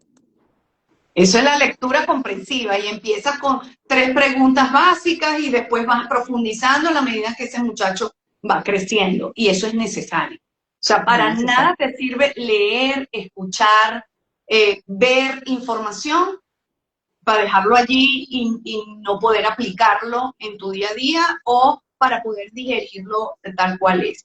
Decirte, mira, a mí hay algo que me mortifica mucho cuando te dicen, bueno, si el estudiante es autista, usted hace esto y esto y esto y esto. Si el estudiante es síndrome de Down, usted hace esto y esto y esto y esto. Si tiene TDAH, hace esto. No. O sea, no hay una... El diagnóstico es parte de las características individuales de alguien. Por eso, la expresión del diagnóstico también es individual. Incluso diagnósticos que son visibles, por ejemplo, el síndrome de Down, que es algo visible donde ellos son físicamente, pueden tener rasgos parecidos. Pero la expresión del síndrome de Down de María no es la misma expresión del síndrome de Down de Pedro, porque incluso la discapacidad intelectual puede ser distinta y las habilidades y destrezas es distinta porque es un individuo diferente. Entonces, lo primero es entender que no hacemos ajustes o no deberíamos hacer ajustes en base a una condición. La condición te da señas, bueno, porque te da la razón, se para 50 veces en la silla porque tiene una hiperactividad. Evidentemente, ¿cómo hago entonces para mejorar eso? O sea, entonces, para lo que me iba a servir el diagnóstico, que era para decirme por qué he aplicado 50 técnicas y fallo, ya te lo está diciendo, tiene un diagnóstico. Eso lo va a acompañar siempre, pero lo podemos mejorar. ¿Cómo puedo mejorar? Para que en vez de pararte 50 veces, te pares 40, te pares 30, te pares 3 y así sucesivamente. Y respetar su ritmo también. Y que la persona pueda dar su mejor expresión, ¿sabes? Alcance su mayor potencial. Sí. No es para decir, bueno, como eres neurodivergente, entonces la mejor forma de enseñar es esta. No la hay, Mari. No la hay, porque tenemos que ver a cada uno cuáles son sus destrezas y sus habilidades. De forma general, cada vez que hacemos un ajuste, yo siempre digo, no se fijen en lo que no puede. Vean dónde tiene la máxima habilidad y si no ven la habilidad, porque vamos a estar claros, a veces cuesta en medio de una cantidad de características ver las habilidades, sobre todo cuando hay muchas condiciones que se entrecruzan. Entonces busquemos cuál es su mayor motivación. Su mayor motivación es dibujar. Bueno, por ahí le vamos a meter toda la información posible.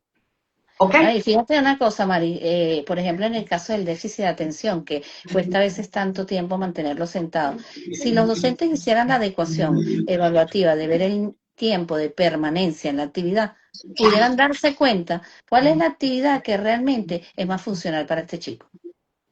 ¿Por qué? Porque te das cuenta que está más tiempo, por lo menos se enfocó un poco más de tiempo. Y a nivel evaluativo, bueno, en matemática permaneció haciendo las ecuaciones 2 minutos, siendo apropiada su actuación. Así es.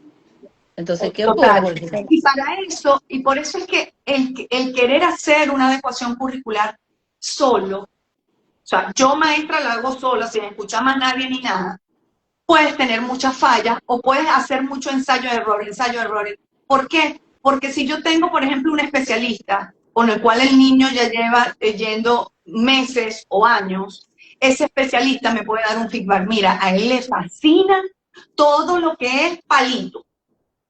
Bueno, exacto. entonces vamos a tratar de adecuar con palitos.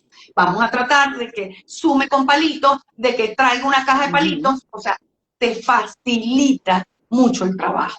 Yo siempre he dicho que el trabajo de inclusión educativa no se puede hacer en solitario. Lo puedes hacer y si te resulta, va a ser suerte. Va a Ujú. ser porque a lo mejor las necesidades de apoyo de ese niño eran mínimas y te va a resultar. Pero un estudiante que requiera necesidades de apoyo y tú quieras hacer eso solo, y cuando digo solo, o es la mamá sola escondiendo el diagnóstico, o es la maestra sola porque no quiero dar una hora de mi tiempo para hablar con nadie, o es el especialista solo que dice yo no le voy a decir a la maestra nada porque para eso es la maestra y que ella resuelva, Exactamente. realmente no van a lograr nada. Y el gran perdedor es ese estudiante El que estudiante. no le están dando la oportunidad. No, y Entonces, algo muy consciente en el si proceso de la queremos, inclusión, es que el tiempo si también es un queremos, factor que tenemos que tomar en cuenta. sí, sí. Porque ¿qué pasa? Llegan a 22, a 21 años, entonces no logramos casi objetivos porque nos cerramos en todas las limitantes posibles. Entre la maestra que dijo que ya yo no puedo, el especialista que la maestra es muy necia, que el otro dice, Sí, porque es sí, así. sí, Sí, sí. es la Sin realidad. fondo, sin un Y eso sí, sustento real de algo, pues, porque al final es exacto. la empatía. O sea, no es que no me llevo con la maestra. Bueno, mira, es que tú estás para hacer un trabajo. Sí, Es y verdad. fíjate que yo, por ejemplo, en mi formación, yo tuve encuentros con muchas maestras cerradas, en donde toda el aula podía ir a psicopedagogía, toda, métela toda porque ninguno sirve, porque era así. Y yo tuve que tener encontronazos y decirle, mira, este objetivo no sirve porque tú no lo adecuas o porque no quieres. Entonces ahí llegamos a un insight. Ahora aquí el doctor Jesús Roja también quería leer este comentario. Dice, la evidencia muestra que la intervención educativa más efectiva, especialmente en estudiantes neurodivergentes, ocurre cuando existe Sí. la colaboración estructurada entre docentes regulares y especialistas.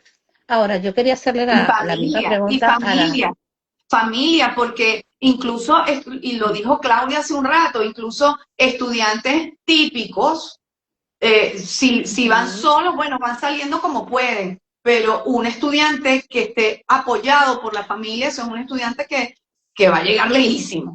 ¿Sí me explico? O Así sea, es. la Exacto. familia cumple un papel importantísimo en la educación incluso académica de sus hijos. Ok. Ahora, yo iba a hacer una pregunta para los dos para que me digan cuál es el comentario que consideran de esto. ¿Cuál sería el desafío más contundente que consideran ustedes que tiene la inclusión en la neurodiversidad? Ah, Bueno, para mí, bueno, el mayor desafío en la inclusión no es la diversidad de los estudiantes, sino la resistencia marcada del sistema educativo para transformarse. Y cuando hablo del sistema educativo es que a veces hay personas que hasta son las que apoyan las políticas públicas o diseñan políticas públicas en esta situación y no están convencidos. ¿Ves? Porque es que muchas veces las escuelas sí funcionan, pero bajo el supuesto de que todos deben aprender de la misma manera, al mismo ritmo, sentados en el mismo, de la misma manera, en la misma silla, en el mismo tipo de aula. Entonces, esa mirada homogénea, Ujú. homogenizamos la inclusión, entonces la condición del estudiante no es tenida en cuenta para nada. Entonces Exacto. yo pienso que nuestro mayor desafío está en cambiar la mentalidad adulticocéntrica y homogeneizadora de la inclusión. Porque es que cuando se piensa que se debe adaptar al estudiante a la escuela, ahí ya nosotros terminamos viendo que la diferencia como problema y no como fuente de aprendizaje. ¿Sí? Porque dijéramos nosotros que las expectativas bajas hasta hacia ciertos estudiantes no permiten crecer. No, no, matricúlalo, pero yo lo voy a dejar ahí sentado, yo no le voy a hacer nada. Yo no estudié para PIA, yo no conozco eso y que hablas tú y que dúa. Así me lo dicen mis colegas. Sí, sí, matricúlalo, sí, sí, sí, déjalo en el salón.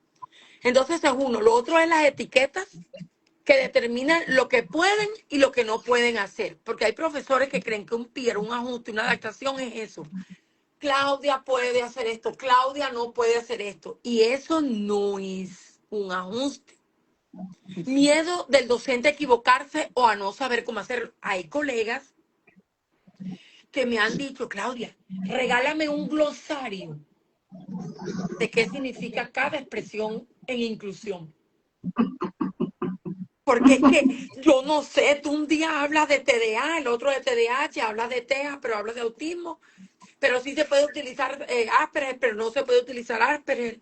Pero entonces habla, Claudia, yo no sé, yo a veces me confundo, ¿sí? Me dicen los profesores, y yo el año pasado, recién llegada a la institución del Estado, yo lo primero que hice que me solicitaron los coordinadores en ese momento fue un glosario, un diccionario de términos claros y puntuales. Ahora, otra cosa, en esto de cambiar la mentalidad, yo siempre utilizo esto. Voy también, como hago con los niños en el aula, con neurodiversos. Soy sencilla en las explicaciones.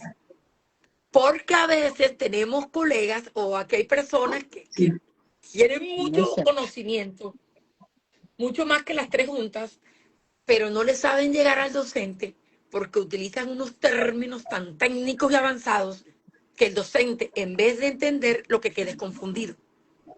Lo digo porque me lo han dicho muy, muy, muy en confianza, que si voy a hacer una formación, lo haga en términos profesionales, pero más no técnicos, ¿verdad? Porque entonces, por querer yo lucirme o por querer uno decir más, hace menos, porque entonces el compañero no te entiende, porque estás utilizando mucho tecnicismo. Y tampoco se trata de eso, sino de dar la información lo más clara y sencilla posible para que el compañero también aprenda.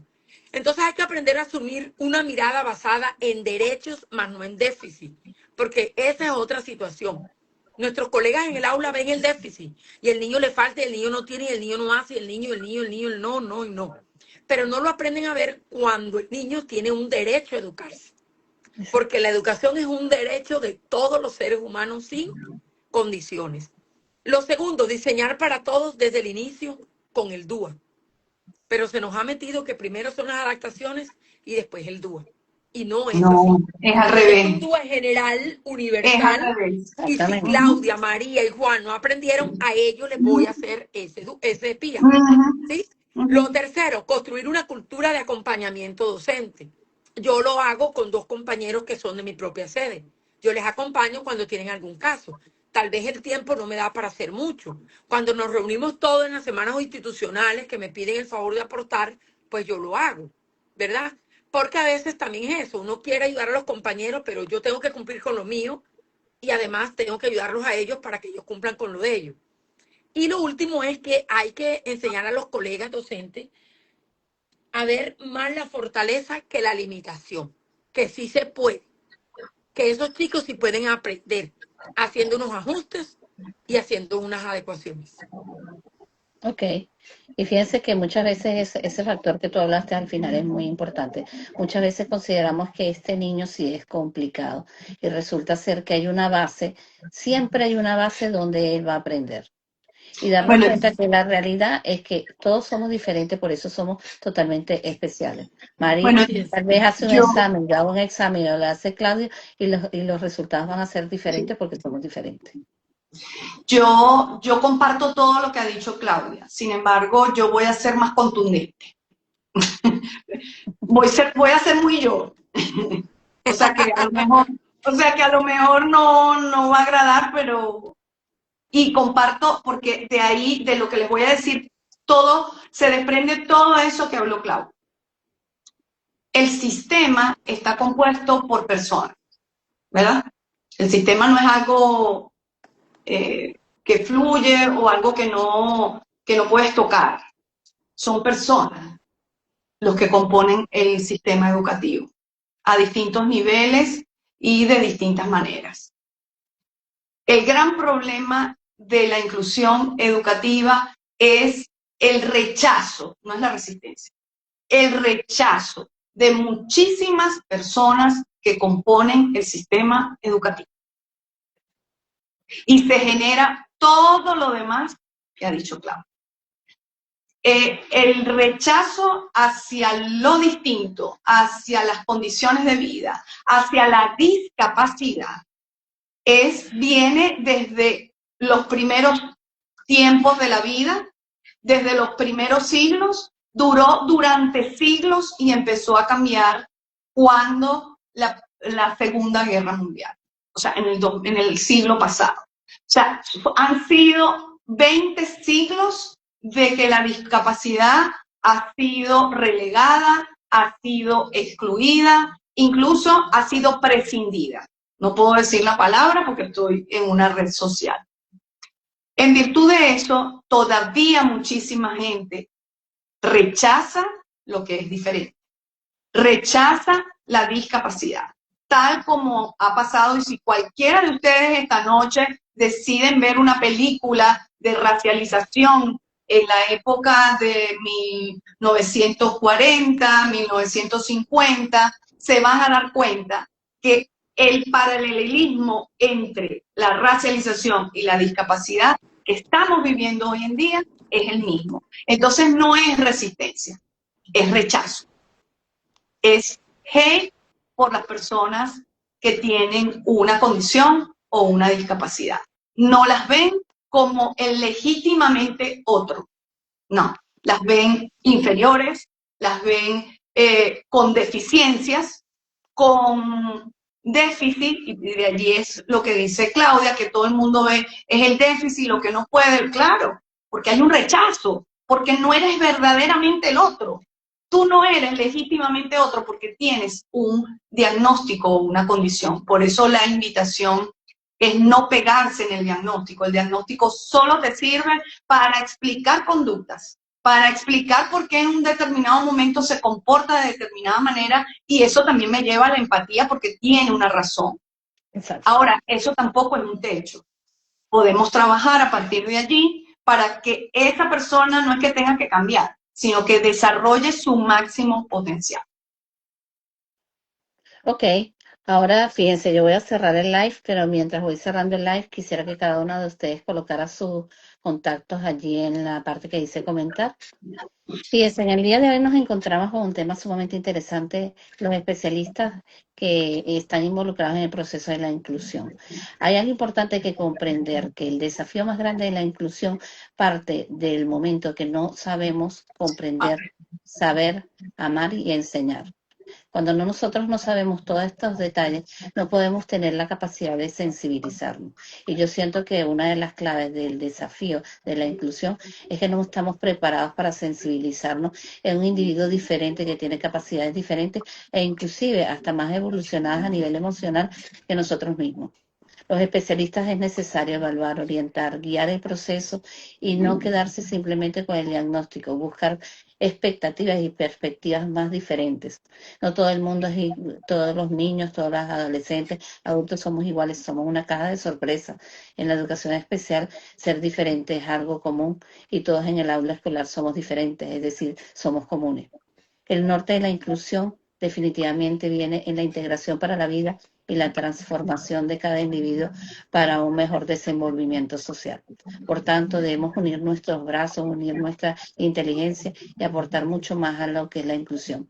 La inclusión no solamente se queda en un aula de clase, la inclusión se queda en que nosotros sepamos llevar el legado a cualquier parte del mundo, porque esta población tiene su derecho universal a ser integrada en cualquier espacio. Bueno, a estas mujeres maravillosas, yo muy agradecida como siempre, a ustedes, las personas que se conectaron, también muy agradecida. Y sé que cada día que tocamos la ventanita, cada día vamos a llegar más lejos en materia de la inclusión. Solo está en nosotros sensibilizarnos y humanizarnos más en la parte de la concientización de la inclusión. Muchísimas gracias a ustedes, muchísimas gracias Claudia y a Mari por Bueno, con todo acompañarme. gusto.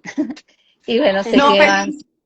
Yo siento que psicopedagoga María José es parte de mi experiencia mensual, es parte de mi comunidad y yo me siento súper agradecida contigo por la confianza que me brindas y por la oportunidad que me das para llevar el mensaje. Claudia, ha sido un placer compartir contigo todos estos lives, Igualmente. de verdad.